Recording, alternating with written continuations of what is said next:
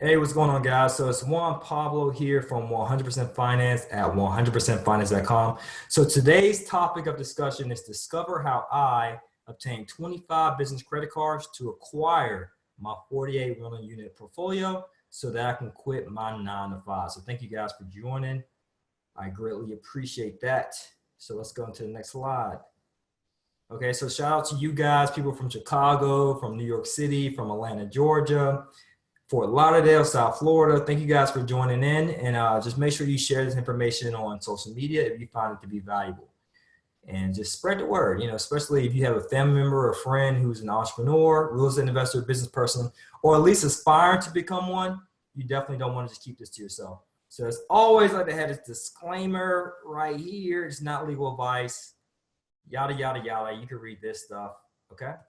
All right, let's get into it. So what you'll learn in today's PowerPoint: why business credit should be used for real estate investing, business credit math, okay, how to get access to business credit with multiple rounds, and what ways can you use business credit for real estate, the business credit real estate cycle, and I want to make sure you stay towards the end to get this special offer I have for you guys.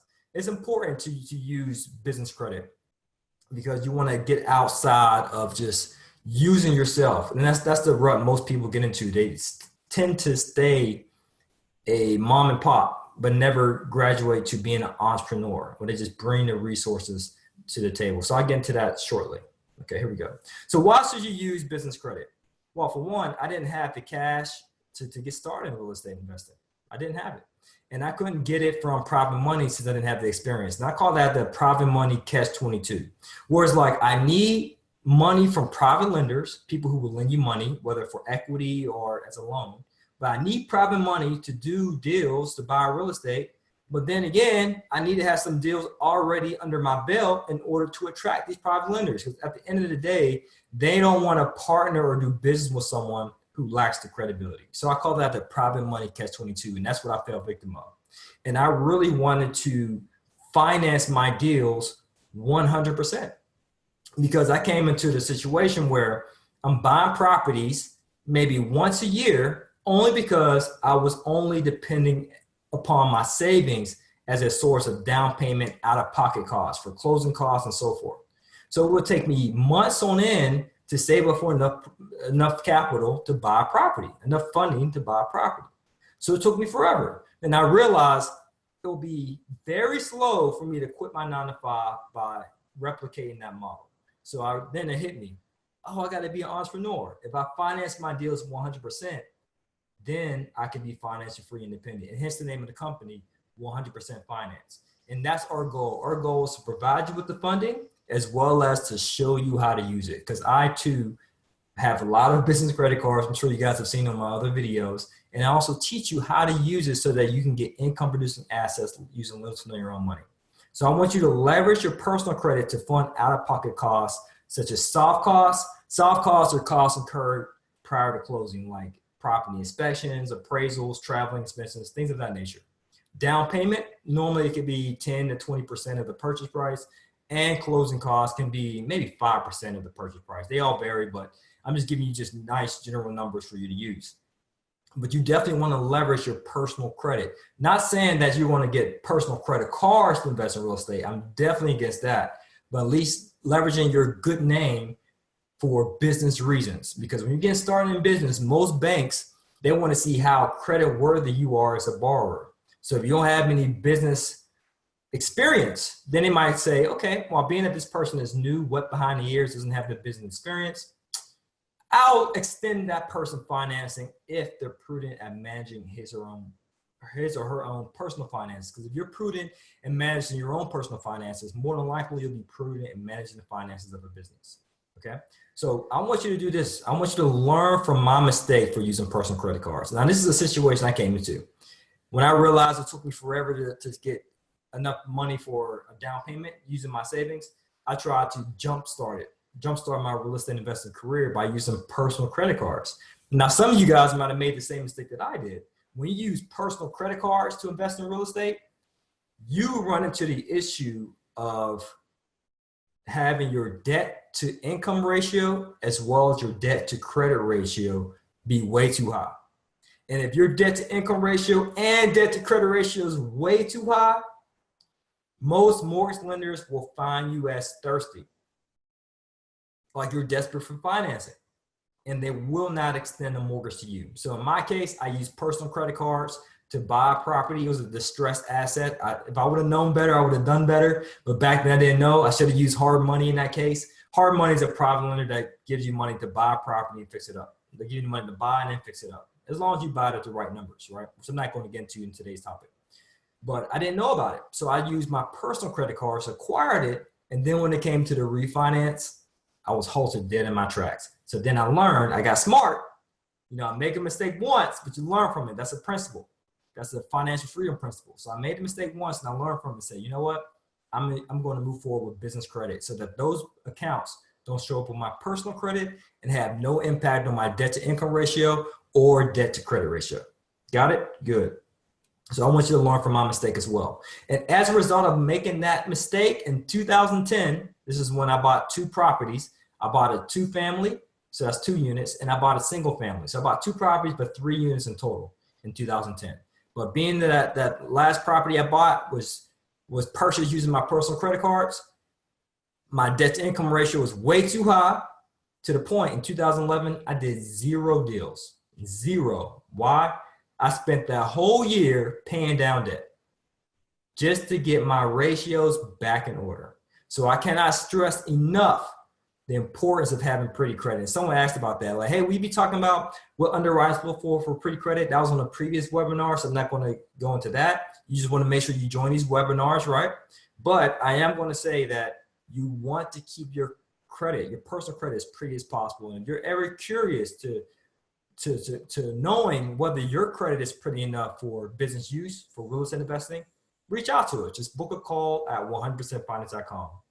I'll train my team to be able to onboard you to see what your options are in regard to funding. That's the most important thing. What's the most important thing for business owners, for entrepreneurs, for investors? Is getting access to funding. If you're undercapitalized, that can have a huge impact on the profitability or the growth even of your business. Okay. Now, certain business credit cards, just to be clear, certain business credit cards don't mess up your debt to income ratio, and they can be converted to cash. And we at 100% Finance know this. So unfortunately, some people watch the YouTube videos, again, they're just YouTube videos or webinars, and they go out there and try to get their own business credit. Okay. But they end up getting the wrong business credit cards. And some of you guys might be shaking your head saying, yeah, I actually did that. My bad, Juan Pablo, I actually messed up. And this is what they do. They'll get a card, either A, it can't be converted to cash, or B, they'll get a card, even though it's under a business name, the account still shows up on their personal credit. As a result, when they use that card, it affects their debt to income ratio and debt to credit ratio. And you don't want to do that. And they get certain cards, again, you cannot convert it to cash. So we have the specific underwriting that's made available to you so that you can get the right cards to use advantageously to get passive income. What's passive income? Income that you receive on a consistent basis with little to no work required. And that's our goal for you, to get some passive income, to quit your 9 to 5, but you got to get the funding. You got to know what underwriters are looking for. And we have this information for you as long as you apply. Now, the business credit math. So people say, well, using business credit for real estate investing, that doesn't sound right, bro. For one, I was trained to believe debt is bad. You shouldn't borrow money, right? And I have to say, well, debt is not bad if it's used for business. I agree with some thought leaders like Dave Ramsey, for example, who may say debt is bad for consumer use. If you have to live off debt just to buy your own toys, that's not a good thing. To me, you're showcased to the world, you're not producing enough value. Not saying you're not valuable. I'm not trying to knock anybody, but I'm saying enough value to be compensated for. You want to exceed your value. Well, you want your value to exceed your personal living expenses on a personal level.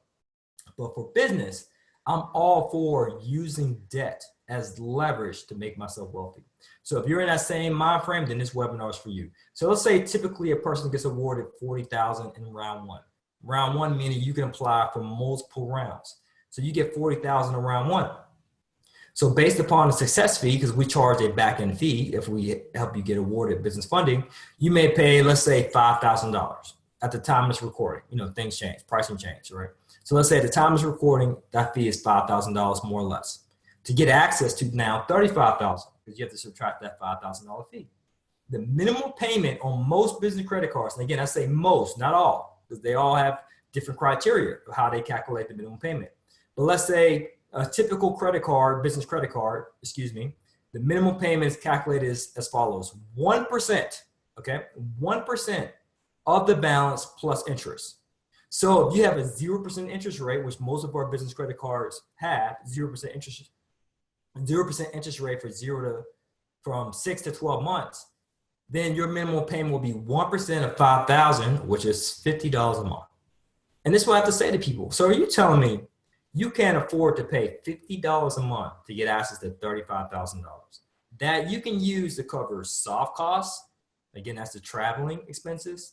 That's your property inspection. That's your appraisal costs and so forth. Down payment money, as well as closing costs. Of course, that's why I continue, personally speaking, continue to invest in real estate over and over, only because I kept getting access to funding over and over. Hence the rounds, multiple rounds of business funding.